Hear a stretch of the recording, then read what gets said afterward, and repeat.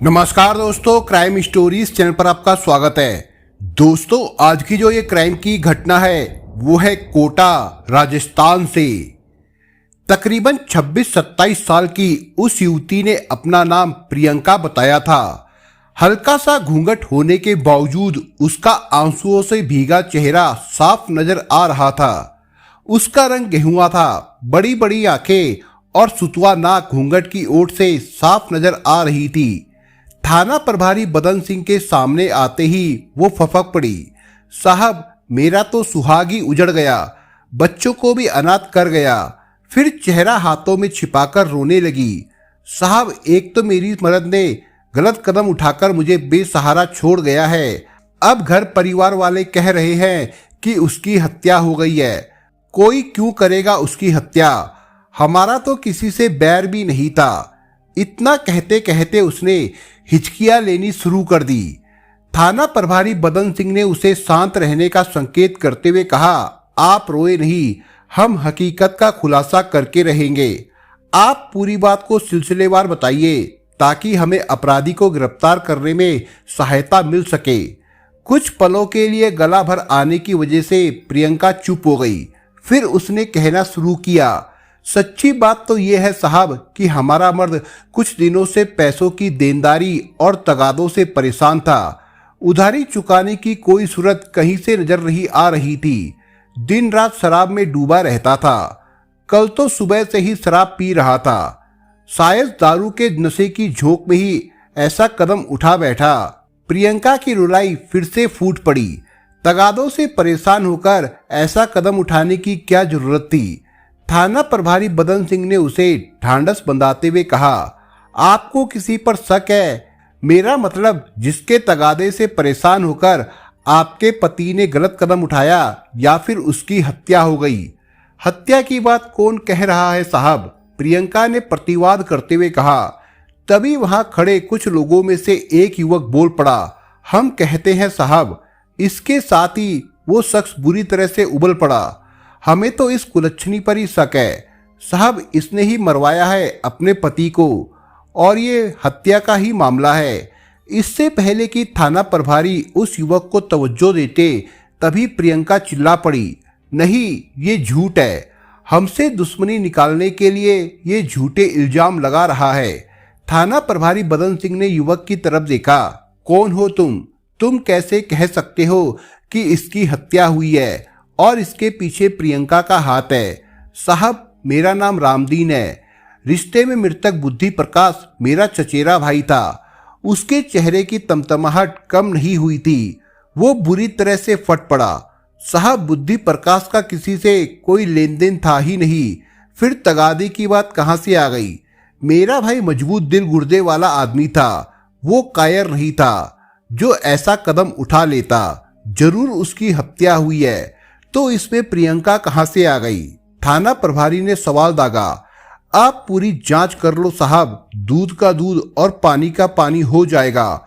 वही मौजूद परिजनों और बस्ती के लोगों ने एक स्वर में कहा। घर में प्रियंका के अलावा और कौन रहता है? बुद्धि प्रकाश ने जिंदगी में कभी शराब नहीं पी, लेकिन पिछले 2 सालों से तो जैसे दारू में डुबकी मार रहा था। अगर उसने गलत कदम जैसा कदम उठाया भी है तो ये हमारी समझ से बाहर है। इस बीच पड़ोस के कुछ लोग भी बोल पड़े। पति पत्नी के संबंध भी अच्छे नहीं थे। दिन रात झगड़े की आवाजें सुनाई देती थी। पड़ोस के नाते हमने प्रियंका से पूछा भी, लेकिन इसने मुंह बिचका दिया। कहती थी नशेड़ी को ना घर की चिंता होती है और ना ही घरवाली की। दारू पीकर खेत खलियान में पड़ा रहेगा तो घर में झगड़े ही होंगे ना। थाना प्रभारी ने गहरी नजरों से मृतक के परिजनों और पड़ोसियों की तरफ देखा। फिर कहा, दिन रात दारू में डुबकी मारने की नौबत तो तब आती है जब कोई गहरे तनाव में हो।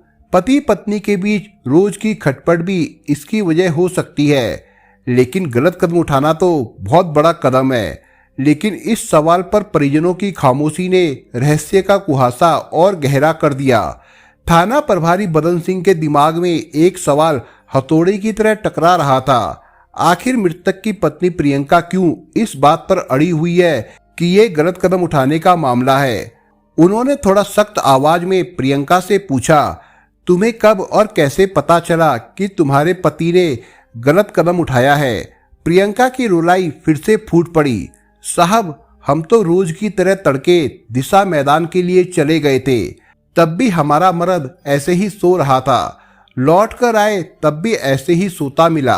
हमें बड़ा अटपटा लगा, ऐसा तो पहले कभी नहीं हुआ। हमने हिलाया डुलाया, कोई हरकत नहीं हुई। दिल की धड़कनें भी गायब थी। हमारा दिल धक से रह गया। जरूर कुछ गड़बड़ है। हमने फौरन पड़ोसियों को पुकार लगाई। बुद्धि प्रकाश घर के बाहर बरामदे में तख्त पर मृत पड़ा था। थाना प्रभारी बदन सिंह शव का मुआयना करने लगे। वो कुछ अनुमान लगा पाते तब तक सीओ विजय शंकर शर्मा वहां पहुंच गए। उन्होंने शव का मुआयना किया तो उनके चेहरे पर हैरानी के भाव बिना आए नहीं रहे। गले पर पड़े निशानों ने कौतूहल जगा दिया था। सीओ शर्मा ने झुककर गौर किया तो वो चौंक पड़े। चेहरे पर ऐंठन और गले के निशान बहुत कुछ कह रहे थे। चेहरे पर ऐसी ऐंठन तो बेरहमी से गला दबाए जाने पर ही होती है। स्वाभाविक प्रश्न था कि क्या किसी ने बुद्धि प्रकाश का गला दबाने की कोशिश की थी। मामला पूरी तरह संदिग्ध लग रहा था। काले निशान भी रस्सी से गला दबाए जाने पर होते हैं। उन्होंने आसपास नजर दौड़ाई, ऐसी कोई रस्सी नजर नहीं आई। फॉरेंसिक टीम को बुलाना अब जरूरी हो गया था। छानबीन और मौके से सबूत जुटाने के लिए क्राइम इन्वेस्टिगेशन टीम के साथ फॉरेंसिक टीम भी पहुंच गई थी। फॉरेंसिक टीम की जांच में चौंकाने वाले रहस्य उजागर हुए। बुद्धि प्रकाश के गले के दोनों ओर तथा पीछे की तरफ काले निशान बने हुए थे। लगता था कि रस्सी से गले को पूरी ताकत से कसा गया था। इसके अलावा चोट का कोई और निशान शरीर पर कहीं नहीं पाया गया। लेकिन स्थितियां पूरी तरह संदेहास्पद थी। घटना स्थल पर सीसीटीवी कैमरे नहीं लगे होने की वजह से किसी के वहां आने जाने का कोई साक्ष्य मिलना भी संभव नहीं था। सीओ विजय शंकर शर्मा ने घटनास्थल का बड़ी बारीकी से मुआयना किया। उन्होंने प्रियंका से दर्जनों सवाल किए, लेकिन अपने मतलब की कोई बात नहीं उगलवा सके। बिना किसी सबूत के प्रियंका पर हाथ डालने का कोई मतलब भी नहीं था। हालांकि पूछताछ के दौरान प्रियंका पूरी तरह सामान्य लग रही थी। उसके चेहरे पर भय या घबराहट की कोई रेखा तक नहीं थी, लेकिन उसके जवाब अटपटे थे। मृतक करवट की स्थिति में था, जबकि प्रियंका का कहना था कि उसने दिशा मैदान से लौटकर उसे हिलाया डुलाया था। दिल की धड़कन टटोलने के लिए शरीर को पीठ के बल कर दिया था। लेकिन प्रियंका और पड़ोसियों के बयानों में कोई तालमेल नहीं था। उनका कहना था, हमने बुद्धि प्रकाश को करवट की ही स्थिति में देखा था। पुलिस के सामने अच्छे अच्छों के हौसले पस्त हो जाते हैं, लेकिन प्रियंका चाहे अटक कर ही सही पूरे हौसले से हर सवाल का जवाब दे रही थी। बेशक बुद्धि प्रकाश शराब में धुत रहा होगा, लेकिन आखिर था तो हट्टा कट्टा मर्द। उसे अकेली प्रियंका के द्वारा काबू करना आसान नहीं था। सीओ हत्या के हर संभावित कोण को समझ रहे थे, इसलिए एक बात पर तो उन्हें यकीन हो चला था कि अगर हत्या में प्रियंका शामिल थी तो उसका कोई मजबूत साथी जरूर रहा होगा। हत्या योजनाबद्ध ढंग से की गई थी, लेकिन सवाल ये था कि योजना किसने बनाई और उसे कैसे अंजाम दिया। पोस्टमार्टम के बाद पुलिस ने शव परिजनों को सौंप दिया। पोस्टमार्टम में पहली दृष्टि में मौत का कारण दम घुटना बताया गया। थाने लौटकर थाना प्रभारी बदन सिंह ने अज्ञात के खिलाफ मुकदमा दर्ज कर लिया था। एसपी शरद चौधरी ने इस मामले का खुलासा करने के लिए एडिशनल एसपी पारस जैन की निगरानी में सीओ विजय शंकर शर्मा, थाना प्रभारी बदन Singh, head constable Bharat, constable Satpal, Ramraj और महिला कांस्टेबल भारती बाना को शामिल किया। प्रियंका के थाने आने से पहले की गई पूछताछ में पुलिस को कोई ठोस जानकारी नहीं मिल पाई, लेकिन थाने लाए जाने के बाद हुई पूछताछ में महावीर मीणा का जिक्र आने के साथ ही घटना की गिरह खुलने लगी। पुलिस का हवा में पूछा गया सवाल ही घटना का ताना बाना खोलता चला गया कि बुद्धि प्रकाश की शराब नोशी में उसका साथी कौन था। प्रियंका जिस भेद को छिपाई थी वो खुल गया था। प्रियंका को बताना पड़ा कि बुद्धि प्रकाश शनिवार 13 मार्च को दिन भर पड़ोसी महावीर के साथ शराब पी रहा था। लेकिन पुलिस के इस सवाल पर प्रियंका बिफर पड़ी कि महावीर के साथ उसके अवैध रिश्ते हैं। उसका कहना था, आप सुनी सुनाई बातों को लेकर मेरे चरित्र पर लांछन क्यों लगा रहे हैं। लेकिन प्रियंका की फोन की सीडीआर खंगाल चुके पुलिस अधिकारी पूरी तरह से आश्वस्त थे। उनका एक ही सवाल प्रियंका के होश फाख्ता कर गया, क्या तुम्हारे और महावीर के बीच देर रात को 2-2 घंटे तक बातें नहीं होती थी। प्रियंका के पास अब कोई जवाब नहीं बचा था। उसने अपना जुर्म कबूल कर लिया। उसका कहना था कि बुद्धि प्रकाश उसके चाल चलन पर शक करता था और रोज उसके साथ मारपीट करता था, इसलिए उसने पति की हत्या कर दी। ये आधा सच था। प्रियंका अपने आप को एक बेबस औरत के रूप में पेश कर रही थी, लेकिन पुलिस को उसकी पूरी दास्तान सुनने का इंतजार था कि कैसे उसने प्रेमी के साथ मिलकर पति को मौत के घाट उतारा। राजस्थान के कोटा जिले में इटावा कस्बे के बूढ़ाधीत गांव में रहने वाले बुद्धि प्रकाश मीणा का कोई 12 साल पहले वहीं के निवासी सीताराम की बेटी प्रियंका से विवाह हुआ था। बुद्धि प्रकाश खेतिहर किसान था। प्रियंका का दाम्पत्य जीवन 10 साल ही ठीक ठाक रह पाया। इसके बाद दोनों में खटपट होने लगी। इस बीच प्रियंका ने एक एक करके एक बेटा और 2 बेटियों समेत 3 बच्चों को जन्म दिया। दाम्पत्य जीवन के 12 साल गुजर जाने और 3 बच्चों की पैदाइश के बाद बुद्धि प्रकाश और प्रियंका के बीच में खटास पैदा हो गई। उसकी वजह था पड़ोस में आकर बसने वाला युवक महावीर मीणा। दरअसल कदकाठी की दृष्टि से आकर्षक लगने वाला महावीर मीणा प्रियंका की नज़रों में चढ़ गया था। प्रियंका की हर बात महावीर पर जाकर खत्म होती थी कि क्यों तुम अपने आप को महावीर की तरह नहीं ढाल लेते, जबकि बुद्धि प्रकाश का जवाब मुस्कुराहट में डूबा होता था कि महावीर की अभी शादी नहीं हुई है, इसलिए उसे अभी किसी की फिक्र नहीं है। प्रियंका जवान थी, खूबसूरत भी। बेशक वो 3 बच्चों की मां बन गई थी, लेकिन उसकी देह के कसाव में कोई कमी नहीं आई थी। उसकी अपनी भावनाएं थी, इसलिए मन करता था कि बुद्धि प्रकाश भी सजीले जवान की तरह बन ठन कर रहे, फिल्मी हीरो की तरह उससे प्यार करे। लेकिन बुद्धि प्रकाश 35 साल की उम्र पार कर चुका था।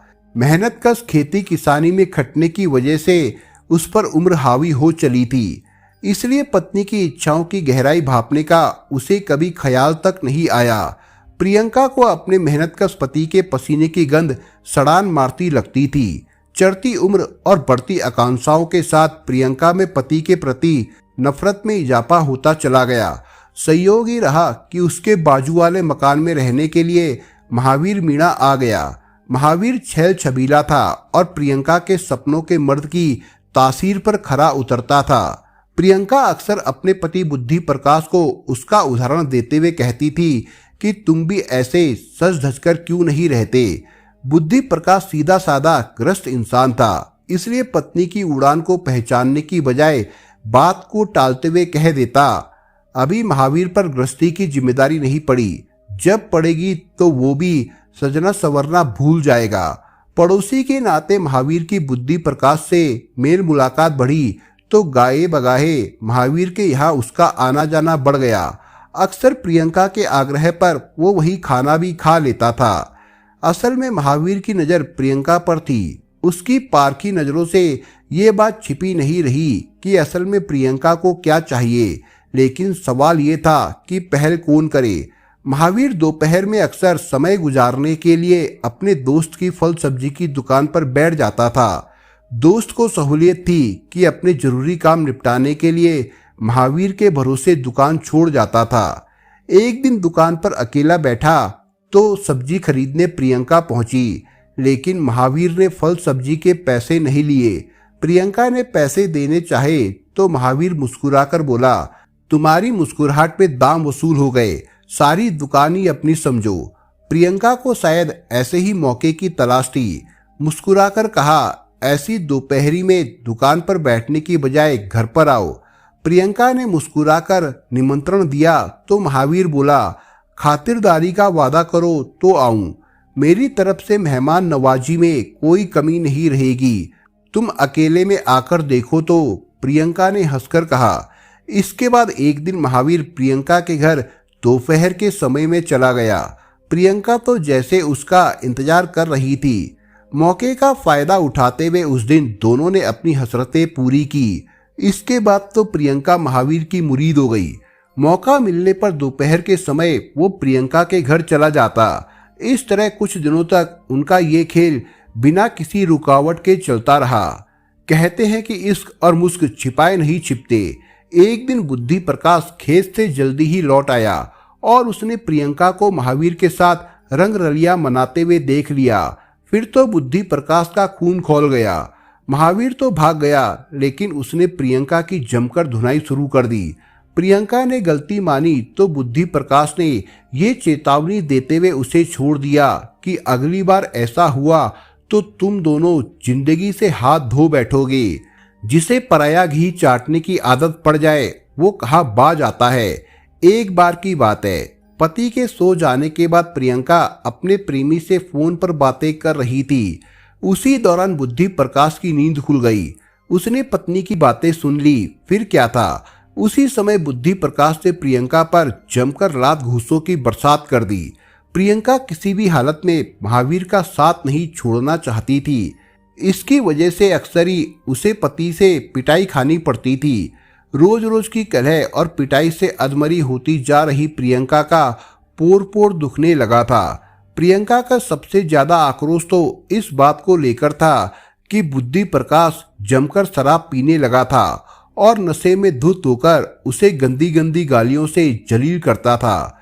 प्रियंका ने महावीर पर औरत का आखिरी असर चला दिया कि तुम्हारे कारण मैं हर रोज रुई की तरह धुनी जाती हूँ और तुम कुछ भी नहीं करते।